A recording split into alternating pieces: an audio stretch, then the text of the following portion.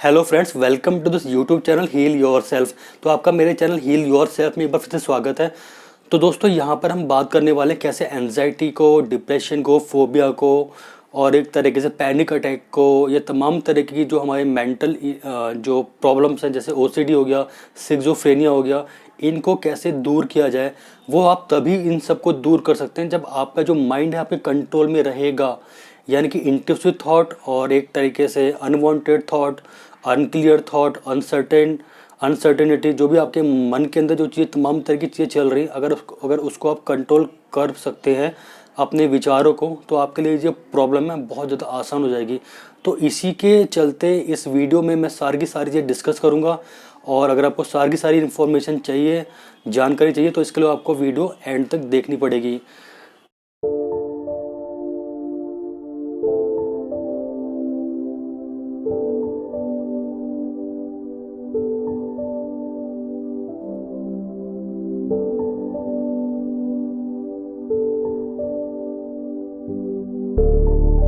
तो दोस्तों, आइए शुरू करते हैं। ये जो वीडियो है वो है मन को कैसे कंट्रोल किया जाए और मन को कैसे शांत किया जाए। दोस्तों, हम देख रहे हैं कि इंडिया के अंदर हर 3 या 4 इंसान में से, हर 3 या 4 पर्सन में से एक को एंजाइटी या डिप्रेशन होता जा रहा है। तो इससे डील कैसे किया जाए? पहली चीज़ तो मेडिकल साइंस के अंदर जो आपकी एंजाइटी और डिप्रेशन है उसका कोई अल्टीमेट सॉल्यूशन नहीं है, क्योंकि जो इसका जो रूट कॉज है वो आपका नेगेटिविटी। और नेगेटिविटी कहाँ से आई? वो आपकी पास्ट की कंडीशनिंग रही है। जैसे भी आपके पास्ट में जैसे भी आपके एक्सपीरियंसेस रहे हैं, उनके बेसिस पे आज आप हो। या मैं ये कह दूँ कि जो आदतें हैं वही इंसान के फ्यूचर को डिसाइड करती हैं। जैसा आप पहले की आपकी कंडीशनिंग रही होगी, चीज़ों के बारे में ज़्यादा सोचना, ओवर थिंकिंग करना, या अपने आसपास के जो भी आपका एनवायरमेंटल फैक्टर है वो आपके अंदर चीज़ों को कैसे डील करता है। यानी कि बाहर के जो ऑब्जेक्ट हैं वही आपके माइंड को कंट्रोल कर रखे हैं। आपका माइंडसेट इस टाइप का हो जाता है। या मैं ये कहूँ एक तरीके से, हम अपने माइंड पे कंट्रोल क्यों नहीं कर पा रहे हैं? अगर आपके माइंड पे आपका कंट्रोल नहीं है तो इसमें तमाम तरीके के थॉट या टॉक्सिक, आप कह सकते हैं ऐसे, ये सारी की सारी चीज़ आपके मन के अंदर भर जाती हैं। तो वही आपके अंदर इल्यूजन को पैदा करती हैं, भ्रम पैदा करती हैं। और वो भ्रम आपको ऐसा लगेगा कि एक्चुअल में आपके साथ वही चीज़ हो रही है। और चाहे पैनिक अटैक हो, उस पैनिक अटैक को आप हार्ट अटैक से रिलेट करोगे। वो चाहे आपको इससे कोरोना के टाइम में कोई एक तरीके से कोई डर बैठा हो आपके मन में, कोई कोरोना फियर बैठा हो, उसके लिए से आपको लग रहा होगा कि मुझे कहीं कोरोना तो नहीं हो जाएगा। तो इन तमाम तरीके के जो थॉट्स होते हैं आपके, जो बाहर की चीज़ें हैं वो आपके माइंड को कंट्रोल कर रही है। तो अगर आपका माइंड आपके कंट्रोल में नहीं है तो एक तरीके इसकी वजह से आपको ये बहुत ज़्यादा एंजाइटी, और एंजाइटी के बाद ये सारी की सारी चीज़ें डिप्रेशन में कन्वर्ट हो जाती हैं। दैट मीन कि आपका जो माइंड है एक तरीके से स्टेबल नहीं है, स्टेबिलिटी नहीं है उसके अंदर, तभी डिप्रेशन और एंजाइटी आती हैं। इसके अलावा और कोई रीज़न नहीं है। इसे बोलते हैं रूट कॉज, यानी कि आपकी नेगेटिविटी। तो हम यहाँ पे हमें ये पता चलता है एक तरीके से कि हम अपने बारे में या अपने आसपास के एक तरीके से एनवायरनमेंट को कैसे देखते हैं, या पूरे वर्ल्ड को हम कैसे देखते हैं। जैसे हमारे एक तरीके थॉट होते हैं, हम चीज़ों को आसपास की वैसे देखते हैं जैसे हमारा एक्सपीरियंस रहा होता है। तो वही हमारा जो एक्सपीरियंस है, पास्ट की जो कंडीशनिंग होती है कि हम चीज़ों को कभी, स्ट्रेस को कभी हैंडल नहीं कर पाए, या बहुत से ऐसे लोग होते हैं जिनके अंदर एक तरीके से कन्फ्यूजन बहुत ज़्यादा रहता है पहले से लेकर, डिसीजन मेकिंग पावर अच्छी नहीं होती है, और हर छोटी छोटी चीज़ों में कन्फ्यूजन सा बना रहता है, चीज़ों के बारे में ज़्यादा सोचते हैं, ओवर थिंकिंग करते हैं। अब ऐसे लोगों को ये पता नहीं होता है कि ये सब चीज़ें हमारे अंदर कितनी ज़्यादा इम्पैक्ट डालती है, हमारे माइंड के अंदर कितना ज़्यादा इन सब चीज़ों का इम्पैक्ट पड़ता है।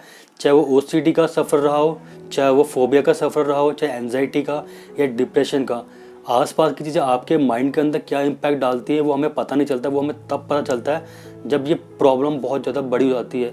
या मैं ये कह दूं कि हम चीज़ों के लिए अवेयर नहीं होते हैं। तो अवेयरनेस बहुत ज़्यादा इंपॉर्टेंट है इन सब चीज़ों से बाहर आने में। सबसे पहले मैं यहाँ पर बात करूँगा इमोशनल इंटेलिजेंस के अंदर, इंटेलिजेंस के बारे में। तो जो इमोशनल इंटेलिजेंस होता है, यानी इमोशनल इंटेलिजेंस का मतलब है कि आप खुद से अवेयर हो, सेल्फ अवेयरनेस आपके अंदर है। अगर आपके अंदर सेल्फ अवेयरनेस बहुत ज़्यादा है तो आपकी डिसीजन मेकिंग पावर भी अच्छी होती है। आपकी प्रॉब्लम सॉल्विंग, जो एक तरह की हैंडलिंग, जो प्रॉब्लम जिसको हम सॉल्व करते हैं, उसकी जो स्किल्स है वो बहुत ज़्यादा बढ़ जाती है। क्योंकि आपने देखा होगा कि कंपनीज़ के अंदर जब इंटरव्यूज़ होता है तो लोग एक तरीके से जिसकी डिसीजन कैपेसिटी बहुत ज़्यादा अच्छी होती है, डिसीजन मेकिंग पावर बहुत ज़्यादा अच्छी होती है, या लॉजिकल थिंकिंग या लॉजिकल एबिलिटी बहुत ज़्यादा अच्छी होती है, अक्सर उन लोगों का इंटरव्यू के अंदर सिलेक्शन हो जाता है और बाकी लोगों का नहीं हो पाता है। तो एक रीज़न ये होता है कि आप कितना लॉजिकल सोचते हो, कितना आपकी एनालिटिकल स्किल्स स्ट्रॉन्ग है, और कितना आप एक तरीके से चीज़ों के बारे में डिफरेंट तरीके से सोच सकते हो, पॉसिबिलिटीज़ लेके, आपकी डिसीजन मेकिंग पावर और आपके रिटेंशन पावर। तो ये सारी चीज़ें आपके अंदर तब आएंगी जब आपका माइंड क्लियर होगा। तो यहाँ पर मेरे कहने का मतलब है कि आपके अंदर सेल्फ अवेयरनेस का होना बहुत ज़्यादा ज़रूरी है, जो इमोशनल इंटेलिजेंस का एक पार्ट है।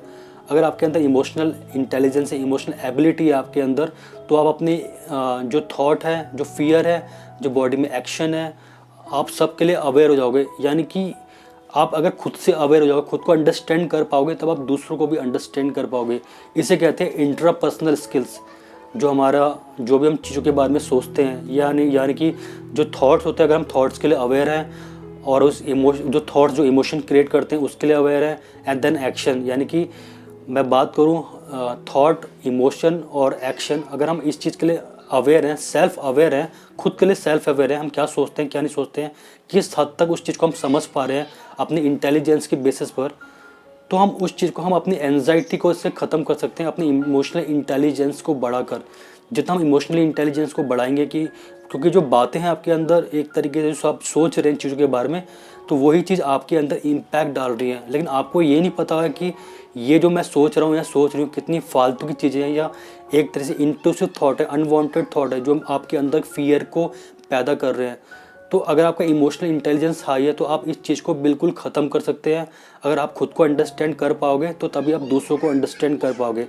तो इंट्रापर्सनल स्किल्स के अंदर आ गया आपके कि आप खुद को अंडरस्टैंड कितना कर पा रहे हो, आप खुद से कितना अवेयर हो, आप खुद से कितना अपने आप को एक तरीके से चीज़ों के बारे में कितना सोच सकते हो इंटेलिजेंस के थ्रू। और दूसरा, अगर आप इंटरपर्सनल स्किल आपकी अच्छी हैं, तभी आपके इंटरपर्सनल स्किल जिसे बोलते हैं, दूसरे के इमोशंस और एक तरीके से फियर और चीज़ को अंडरस्टैंड कर पाना। इसका मतलब है कि आपको एम्पैथी आप तभी दे पाओगे दूसरों को जब खुद को अंडरस्टैंड कर पाओगे। तो यहाँ पर इमोशनल इंटेलिजेंस का बहुत ज़्यादा रोल प्ले करता है, इमोशनल इंटेलिजेंस, ताकि आप एक तरीके से अपने थॉट्स के प्रति, अपने इमोशन के प्रति, अपने फियर के प्रति अवेयर हो सको कि एक्चुअली में थॉट कहना क्या चाहते हैं। तो अगर आपका इमोशनल इंटेलिजेंस अगर अच्छा है, तो अभी आपकी डिसीजन मेकिंग पावर, तभी आपकी लॉजिकल एबिलिटी, आपकी एनालिटिकल माइंड जो लेफ्ट ब्रेन होता है, और आपकी क्रिएटिविटी, सब इसी में से आती है।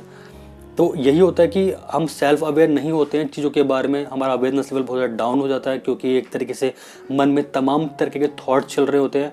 तो इसकी वजह से हम इतने ज़्यादा टॉक्सिक हो जाता है हमारा माइंड कि हम अपने थॉट में बहुत ज़्यादा फंसते चले जाते हैं। और एक कंडीशन ऐसी आती है कि सिचुएशन के हिसाब से कि वो चीज़ आपके अंदर इतना ज़्यादा इम्पैक्ट डालती है कि वो एंजाइटी में कन्वर्ट हो जाती है, कभी कभी पैनिक अटैक आपको आ जाते हैं। तो इन प्रॉब्लम को अगर आपको सॉल्व करना है तो आपको अपनी इमोशनल इंटेलिजेंस पे काम करना पड़ेगा। अगर आप अपनी इमोशनल इंटेलिजेंस पे काम करते हैं तो तमाम तरह की जो चीज़ें आपके अंदर जो एक तरीके के थॉट जो आ रहे हैं उनसे आप एक्चुअल में डील कर पाएंगे। अभी आप सिचुएशन से डील नहीं कर पा रहे हैं, अपने थॉट प्रोसेस से डील नहीं कर पा रहे हैं, तभी वो चीज़ आपके अंदर एक तरह से हावी होती जा रही है और आप उसमें इतना फंसते चले जा रहे हैं कि वो आपको एक एंजाइटी और एक तरीके से डिप्रेशन में वो चीज़ कन्वर्ट हो जाती है। तो दोस्तों, ये तो था आपका इमोशनल इंटेलिजेंस। इसके बाद मैं आपको बताना चाहूँगा वो है आपका 5 सेंसेस। पहली चीज़, हम लोग अवेयर नहीं होते हैं और हम लोग नेगेटिविटी से इतना ज़्यादा घिरे होते हैं, नेगेटिव लोगों से इतना ज़्यादा घिरे होते हैं, आसपास के लोगों से इतने ज़्यादा घिरे होते हैं कि वो उस प्रेशर को हम एक तरीके से हैंडल नहीं कर पाते हैं। अगर प्रेशर हैंडलिंग जो स्किल्स अगर हमारे अंदर आ जाएगी तो हम चीज़ों के साथ वैसे ही हम निपट लेंगे। लेकिन प्रेशर को हैंडल कैसे किया जाए, स्ट्रेस को हैंडल कैसे किया जाए, स्ट्रेस या प्रेशर वो चीज़ होती है जो आपके अंदर क्लैरिटी, एक तरीके से एक अनक्लियर जो थॉट होते हैं वही आपके अंदर डाउट को क्रिएट करते हैं। वही एक कंडीशन ऐसी आती है, ज़्यादा डाउट होने पर, अनक्लियर थॉट के होने पर वो आपकी एंजाइटी बन जाती है। तो इससे डील कैसे किया जाए, उससे डील करने के लिए पहली चीज़ आपको माइंडफुलनेस पे बहुत ज़्यादा काम करना पड़ेगा और आपको चीज़ों को अंडरस्टैंड करना पड़ेगा, आप चीज़ों के बारे में कैसा सोचते हैं। तो यही चीज़ आपको पता नहीं चलती है, एक कंडीशन ऐसी आती है वो चीज़ इतनी बढ़ जाती है कि आपको प्रॉब्लम होना स्टार्ट हो जाती है। तो अगर इस चीज़ को आपने बचना तो आपको अपने 5 सेंसेस पे काम करना पड़ेगा, जिससे हम चीज़ों को परसीव करते हैं। पहला हो गया, हम चीज़ों को स्मेल करके, अपनी नोज़ को तो हम स्मेल करते हैं, वो हमारे मन को बनाती है। दूसरी चीज़, हमारा आँखों से हम क्या देखते हैं, गलत चीज़ देखते हैं, सही चीज़ देखते हैं, वो हमारे माइंड पे इम्पैक्ट डालती है। और तीसरी चीज़, हम क्या सुनते हैं चीज़ों के बारे में, वो चीज़ हमारे अंदर इम्पैक्ट डालती है। और हम क्या खाते हैं, ये चीज़ हमारे अंदर इम्पैक्ट डालती है। और फिजिकल टच, ये सारी की सारी चीज़ें हमारे सेंसेस के अंदर आती है। तो आप इस चीज़ से बचें कि आप क्या देखते हैं। अगर आप यूट्यूब पे जाते हैं, आप किस माइंडसेट से यूट्यूब पे जाते हैं, वहाँ से वीडियो किस तरीके से आप उस चीज़ को देख रहे हो, और आपको पता नहीं होता है वो चीज़ आपके माइंड के अंदर कितनी ज़्यादा इम्पैक्ट डालती है, वो नेगेटिविटी आपके अंदर कितनी ज़्यादा इम्पैक्ट डालती है। अगर आप किसी को सुन रहे हो, या आपने अपना ग्रुप बना हुआ है कोई भी, या आप एक तरीके से यूट्यूब पे कमेंट्स पढ़ते हो लोगों के कि मेरी एंजाइटी ठीक नहीं हुई, मुझे इतने साल हो गया, मैं इतने साल से मेडिसिन खा रहा हूँ या खा रही हूँ, और मैं अभी भी डील कर रही हूँ, मैं सही नहीं हो पा रही हूँ। तो आप देखिए कि आप कहाँ से नेगेटिविटी लेके आ रही है, कितना आपका माइंडसेट चेंज हो रहा है, या आउटर की चीज़ें आपके माइंड को कैसे कंट्रोल कर रही है।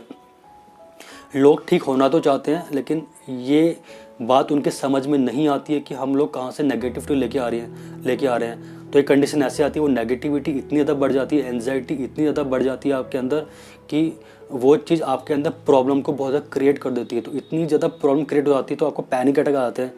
वो सिचुएशन के अकॉर्डिंग कोई सिचुएशन रह जाती है, तो उस चीज़ को आप डील नहीं कर पाते हैं। तो उसमें एक तरीके से आपका जो केमिकल इम्बैलेंस हो जाता है ब्रेन के अंदर, सेरोटोनिन क्या होता है कि वो जो केमिकल मैसेंजर है, यानी कि न्यूरॉन्स के बीच में जो ट्रांसमिशन हो रहा है, न्यूरॉन्स के बीच में जो इन्फॉर्मेशन पास हो रही है, वो केमिकल मैसेंजर सेरोटोनिन के थ्रू पास हो रही है। ब्रेन के अंदर 100 मिलियन न्यूरॉन्स होते हैं, लेकिन उसमें 10 to 15% से उससे कनेक्शन बने होते हैं। जितना आप लॉजिकल सोचते हो, जितना आपकी लॉजिकल एबिलिटी बढ़ते जाती है, जितना आप विजुलाइजेशन की प्रैक्टिस करते हैं, इमेजिनेशन की प्रैक्टिस करते हैं, उतने आपके आप उतने ज़्यादा लॉजिकल हो पाते हैं। तो ये सारी की सारी चीज़ें हैं आपके डिप्रेशन को बढ़ाने के लिए कि आप अपने 5 सेंसेस पे काम नहीं करते हैं।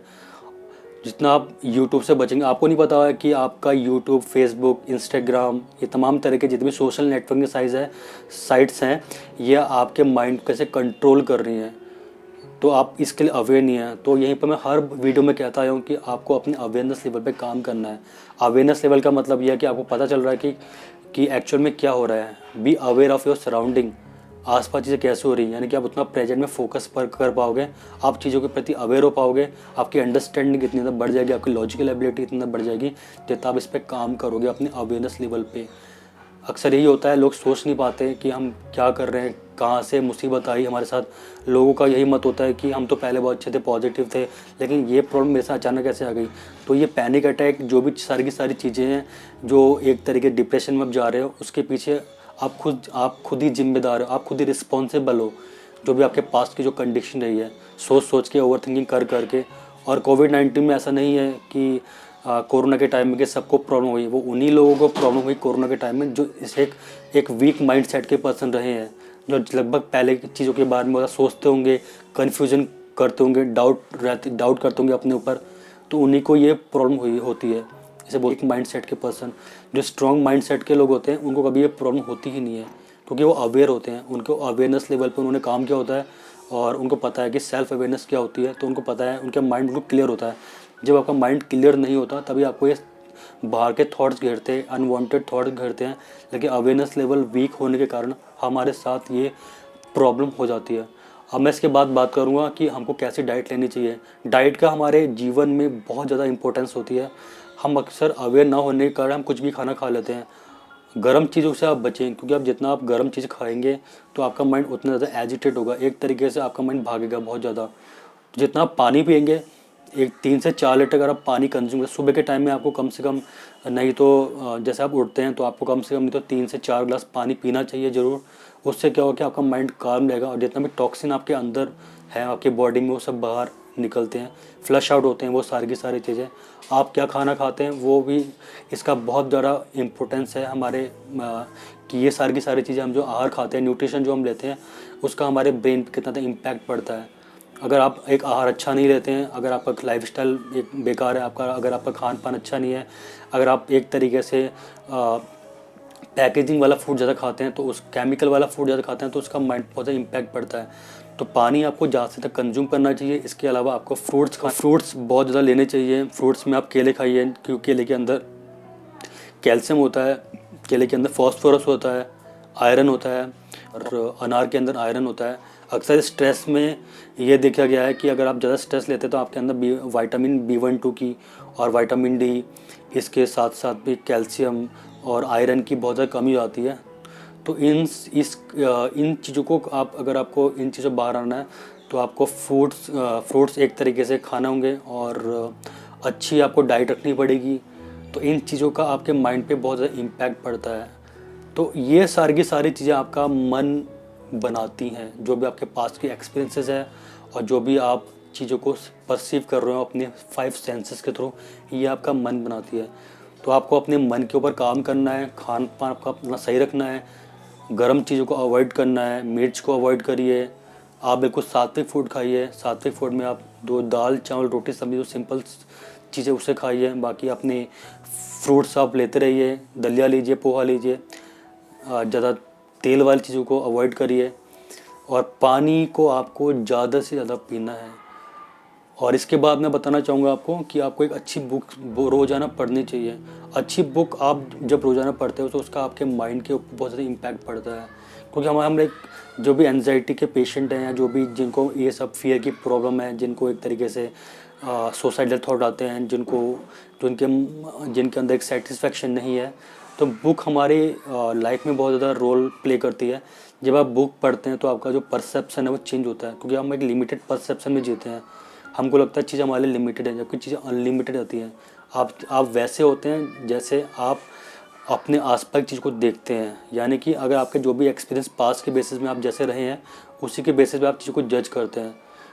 इसलिए आप कॉन्शियस लर्निंग नहीं कर पाते हैं। तो कॉन्शियस लर्निंग आपको करनी चाहिए, वरना यही होगा कि आपके मन के अंदर कोई भी थॉट चलते रहेंगे, अनवांटेड थॉट चलते रहेंगे, कोई भी कुछ बोलेगा आपके अंदर वो प्रॉब्लम क्रिएट हो जाएगी।